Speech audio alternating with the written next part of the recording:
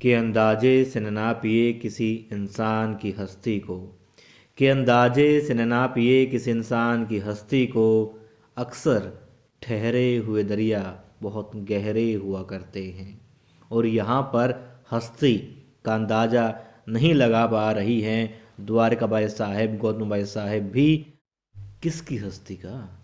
अरे देवी अहिल्या की हस्ती का। और अंदाज़ा लगा चुके हैं, बल्कि बहुत पहले से अंदाज़ा था, इसीलिए तो सुनबाई बना करके अपने वाड़े में, अपने महल में, अपने राज्य में लेकर के आए थे मल्हार राव सूबेदार जी देवी अहिल्या को। और देखिए क्या होता है, आज महल में भूचाल आ गया है। सच में मतलब उम्मीद नहीं थी। बड़े ही सुंदर ढंग से देवी अहिल्या के ससुर मल्हार राव सूबेदार जी ने देवी अहिल्या की प्रशंसा की, उनको सही ठहराया और द्वारकाबाई साहेब के समधी जी धना सरदार जी को लताड़ भी दिया, डांट भी दिया, मगर बड़े सलीके से, बहुत प्यार से, कि मारा भी मगर एहसास नहीं होने दिया कि मारा है। दर्द हो रहा है मगर जख्म दिखाई नहीं दे रहे हैं। और क्या होता है, दबी आवाज़ में देवी अहिल्या के कहे की और मल्हार राव सूबेदार जी के आदेश की पालना की हामी भरते हुए नजर आ रहे हैं धन्ना सरदार जी। देखिए क्या होता है, देवी अहिल्या मुख्य कक्ष में होती हैं और कह देती हैं कि धन्ना सरदार जी से मैं बातें कर चुकी हूँ, बहुत बार कह चुकी हूँ, मगर ये आनाकानी कर रहे हैं। मेरी समझ में नहीं आ रहा आखिर क्यों उन गांव वालों का अता पता नहीं दे रहे हैं जो उन 8 लोगों को लगान दिया करते थे। यदि दें तो चित्र बनाने में आसानी होगी, जल्दी चित्र बन जाएंगे, जल्दी हम लोगों को पकड़ पाएंगे। और जो आक्रोश है जनता का, क्योंकि जनता मल्हार राव सूबेदार जी प्रति बहुत निष्ठा से देख रही है, मगर हो क्या रहा है, परिणाम तो कुछ सामने नहीं आ रहा, इसलिए वो चाहती हैं जल्दी परिणाम सामने आए। और मल्हार राव सूबेदार जी भी इस विषय को लेकर के बहुत गंभीर हैं, क्योंकि किसानों की हत्या हुई है लगान को लेकर के।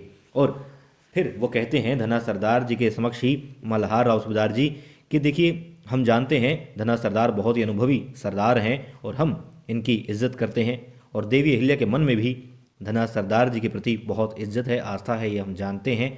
मगर हमारी समझ में ये नहीं आ रहा भला फिर क्यों धना सरदार आनाकानी कर रहे हैं या फिर कल पर टाल रहे हैं इस बात को। इतनी बड़ी बात है, इतनी हल्के में कैसे ले सकते हैं। और फिर दिखाते हैं, पहले मल्हार राव सूबेदार जी कुर्सी पर बैठे थे, मगर फिर धना सरदार के बिल्कुल सामने खड़े होते हैं और धना सरदार कह रहे होते हैं कि हजूर मैं जल्द से जल्द सभी नाम पते जो हैं देवी अहिल्या को ला करके दे दूंगा, आज ही ये काम निपटा दूंगा। और द्वारकाबाई साहिब का पारा चढ़ा हुआ होता है। आखिर इस बीच में क्या हुआ? इस बीच में यकीनन कोई ऐसी बात हुई है जो मल्हार राव सूबेदार जी को परेशान कर रही थी। क्या परेशान कर सकती है?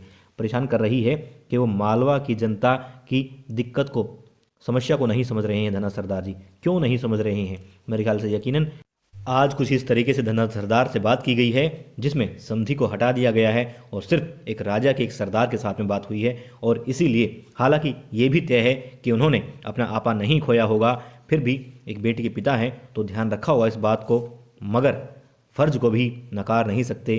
प्रजा की जो अवहेलना है या उसकी जो समस्या है उनको अनसुना नहीं किया जा सकता। राजा को अपने कर्तव्य निभाने होते हैं, हर रिश्ते से बढ़कर कर्तव्य होते हैं, अपना धर्म होता है, राजधर्म होता है। तो इसलिए उन्होंने जो भी बात कही होगी वो ना तो, क्योंकि फ़र्ज की बात है तो धना सरदार से गले से उतरी होगी और ना ही द्वारकाबाई साहिब की। इसलिए द्वारकाबाई साहिब गुस्सा हो जाती और कहती हैं कि आज आपने कोई कसर नहीं छोड़ी धना सरदार की इज्जत उतारने में, उनकी बेइज्जती करने में, और सिर्फ देवी अहिल्या की इज्जत रखने के लिए, इसकी बात को रखने के लिए। और फिर वो कहती हैं द्वारकाबाई साहिब गौतम बाई सरकार की तरफ मुँह कर कि देख लीजिए ये तो शुरुआत है, आज इन्होंने बेटी का मान नहीं रखा, कल बेटे का मान भी नहीं रखेंगे। आज मेरी बेटी को भूले हैं, कल आपके बेटे को भी भूल जाएंगे, वो समय ज़्यादा दूर नहीं है। और इस बात से जहाँ गौतम बाई सरकार हिल जाती हैं बुरी तरीके से, वहीं मल्हार राव सूबेदार जी भी एक पत्नी के मुख से इस तरह की बातें सुन के, एक पिता के बारे में, एक पति के बारे में, एक समधी के बारे में, वो भी बर्दाश्त नहीं कर पा रहे हैं इस बात को। गुस्सा भी आ रहा है और दुख भी हो रहा है कि उनकी पत्नी ने उनको समझा ही नहीं।